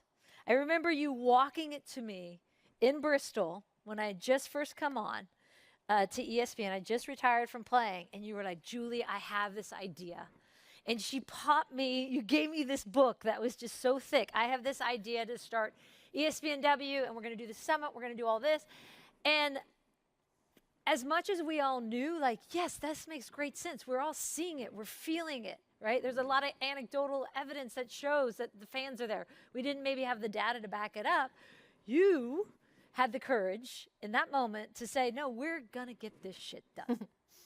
And that is the thing that I look at and I go, imagine, because nowadays everyone goes, oh, I saw it. Well, no, you didn't, because you know, of course you see it now when, you know, the stadiums are packed and the numbers are good and the data is there, but you saw it before everyone. And I know it has not been an easy slog, and it hasn't been a straight line, but nothing ever is. It's messy, as we know. Yeah. Right? But when you look back on that journey and taking that leap and saying, come on, to a big company, that we can do more in this space. And what's the lesson derived that you'd love to leave with this group? Because we all have that same fight still. We all have to slog through things. Yeah, I mean, I think when you believe in an idea, I don't know, I was just crazy optimistic about the idea of there's a space, a bigger space for women in sports. I mean, it seemed so obvious to me. I mean, again, growing up as a sports fan, growing up as an athlete, I love sports. I feel like I could be served differently. I could be super served. I could be told stories that I want to hear that are a bit different. So I knew sort of the fan piece of it was wide open. And you're seeing it even now with like Taylor Swift going to Kansas City games, and now young teenage girls are like, wow, football. Like, it's just a huge marketplace that we can tap into, and is huge growth potential in the sports world. And then women's sports, we're seeing it, you know, now, whether it's the Nebraska game, everything you're doing with the Angel FC, and there's going to a Liberty game. It's just wonderful to see the energy and to see, like, there's a scene in New York City, and it's about women's sports. So I think I just believed it in my soul that there was opportunity.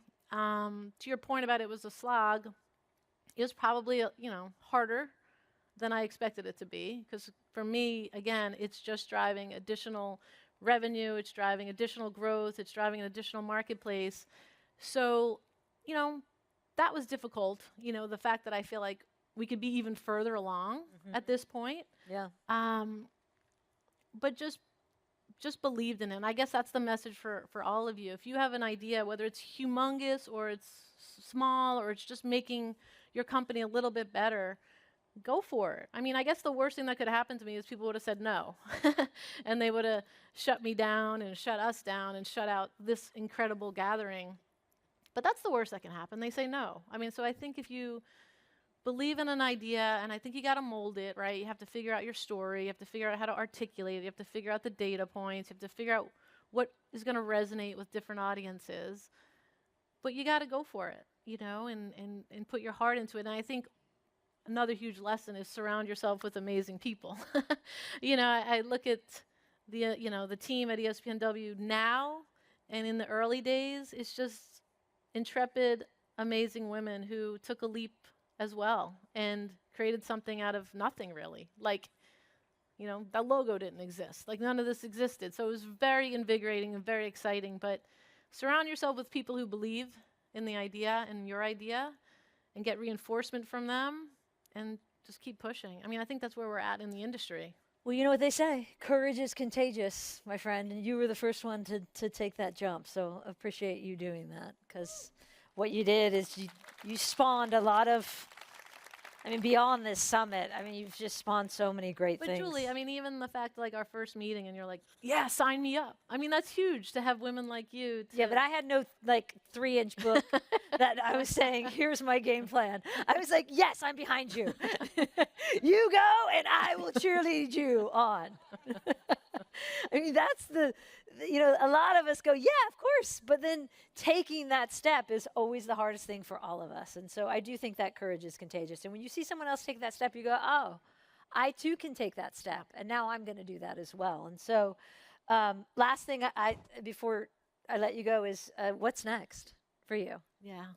Well, I think I'm a bit of a, I guess, restless soul, right? I've been at ESPN 20 years. It's been magnificent. You know, to be a place that I watched as a little kid, you know, growing up, I just watched SportsCenter, and going to college, that was my white noise while I studied.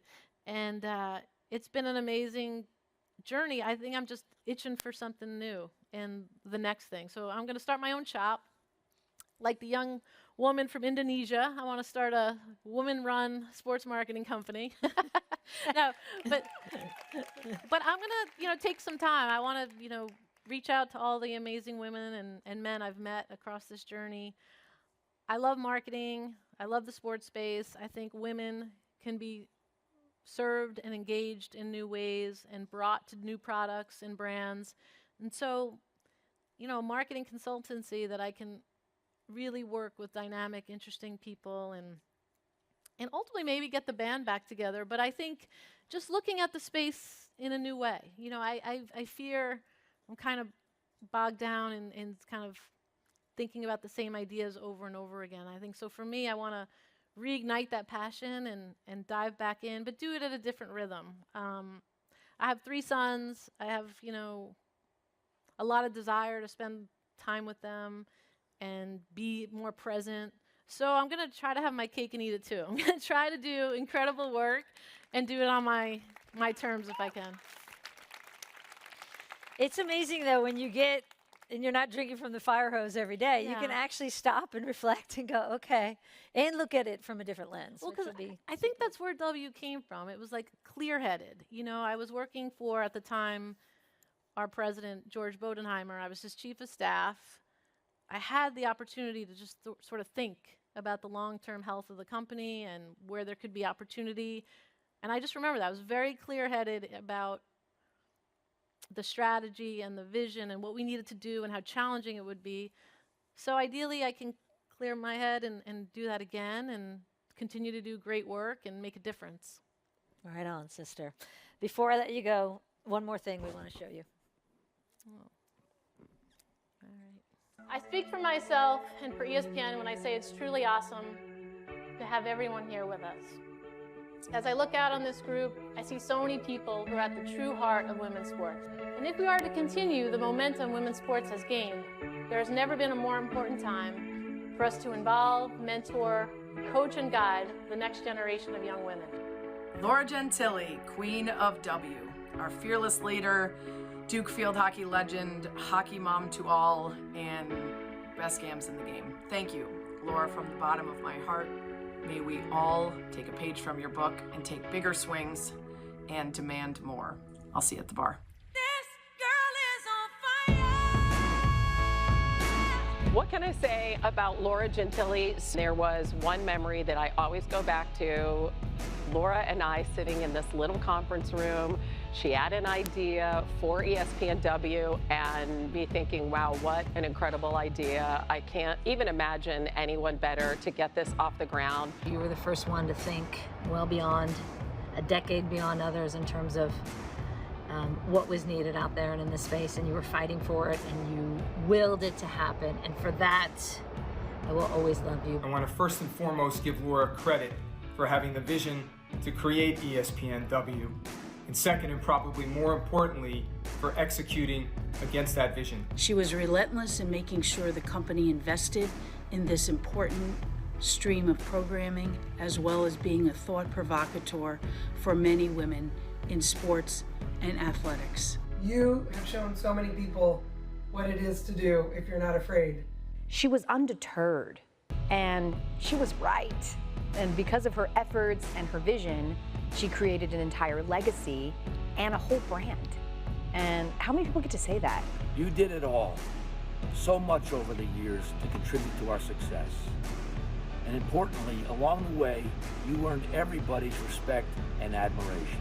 You are a crazy, inspiring mix of super passionate and super driven and a high level of compassion and empathy. I hope that as you look out into this crowd tonight, you really see and feel and know what it is that you built here with this community. Congratulations on a fabulous career. The impact that you made on ESPN and particularly on women here, it will never be forgotten. Thank you, we're grateful for you, and we'll still hit you up because you are family forever. Thank you for the legacy that you have also left for others to follow in at ESPN. I want to give you heartfelt gratitude for everything you have done. And this is not goodbye, but see you later, because I can't wait to see what you do next. Your impact and your legacy is felt by so many, and you've inspired me throughout your incredible career, so thank you. You have taught me optimism in the face of adversity, how to stay true to your vision, even and especially when people tell you something can't be done. The next chapter is going to be another great one for you. Please keep changing the world the way that you do. It was amazing working with you on all the projects we did together. I know you're a big Ranger fan, so let's go Rangers. Good luck in your next endeavor. Laura, cheers to you and your family. Congratulations. There is no one who kicks ass quite like you. Hey guys, tell me a couple of your favorite things about Mom. Her fun trip. She goes Legos with me. Hockey in the basement. She's fun. Oh! Thank you, Laura. We'll miss you.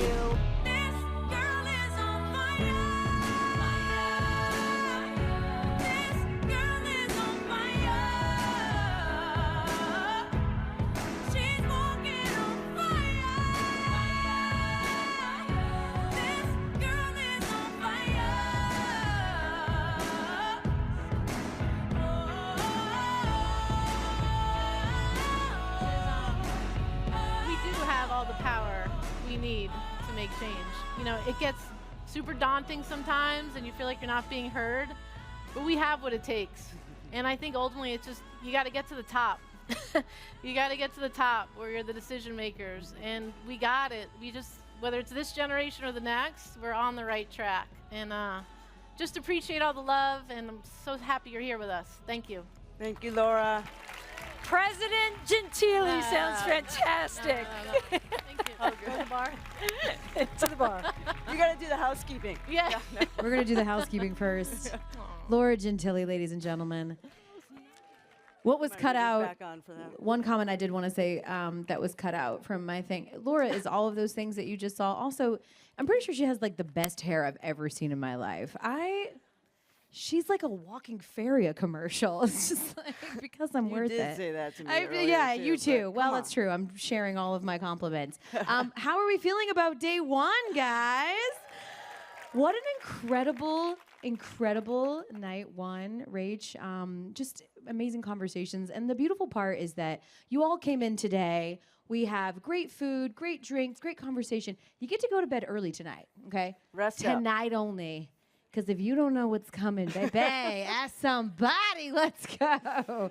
A couple of housekeeping things for you, though, as we wrap up night one. We just want to thank you to our virtual audience as well. We're not going to invite you to this bar, but we invite you to your home bar to drink along with us as well. Remember that we've got a jam-packed day tomorrow, and it all starts with Sede España, also known as Sarah Spain, with the selling of women's sports. That is at 9 a.m. Pacific time, noon Eastern time. So get ready, log on, tell somebody. For everybody else, a few morning reminders, Rach, on the screen. Morning activities are in your app, night one at the right? Summit. They start the Tuesday. hike is Don't earlier. miss our Yes. keynote So conversation with who's- Candace who Parker. decided Don't to go on rush the off hike. her Yeah, latest who does- WNBA Please. championship. Rachel just revealed to me that last year I went on the hike and didn't tell anybody, and they thought something happened to me, and they We sent had to do a security to wellness my check. room.